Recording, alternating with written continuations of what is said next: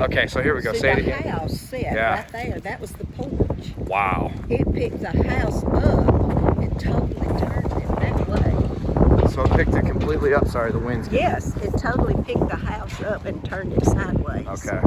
Wow, off its foundation. Okay, it was not sitting like this. This was the porch. Okay. This right here was the porch, and it was sitting right there. Just like that. So it shifted it up. Picked it up, or it whirled around and shoved it. Wow. Whatever. From the devastation. Can you believe everybody made it out of this alive?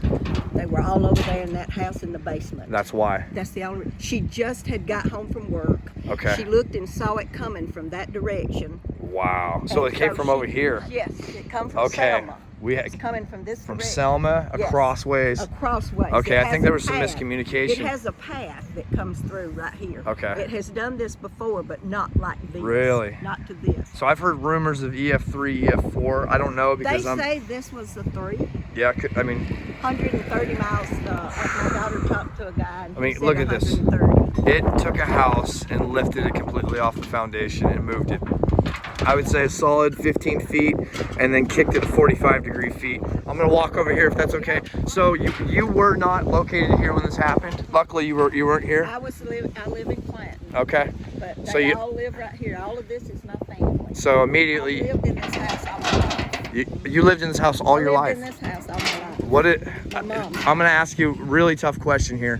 When you see this kind of damage and devastation in a house you've lived in your whole life, what would you tell people when now that you've survived something of such magnitude? I mean, I'm always hammering away about have a plan, a shelter a plan, both because I live in Tornado Alley. Don't be brave enough to try to stay in the house. Don't be brave enough, because what would have happened? Can I peek in and just? Yes. Okay, so I have your Show 'em permission. what happened. Okay, show them what happened. So she's telling me to go ahead and go on in. And this is what the house looks like after it's been. Oh my goodness. I won't put you on camera. No, okay. Oh my goodness. Yes. Wow. And then that's the kitchen back there. I cannot believe. I'm so sorry. Yeah. Wow. So I was just in Lake Charles, Louisiana. That was the bedroom. That was her bedroom. This was it, huh? So this is exactly what this reminds me of. Is just like. Yeah. So that was. You said 130 is what they're claiming. That guy told Adrian. Yeah. So we were in 154 mile an hour. This is exactly what it looked like on devastation wise. So at some point it just. That was the bedroom. Wow. So this was the bedroom. So this was the other half of the house. Sorry about that. I didn't mean to sneak up on you. Okay. So this was the part.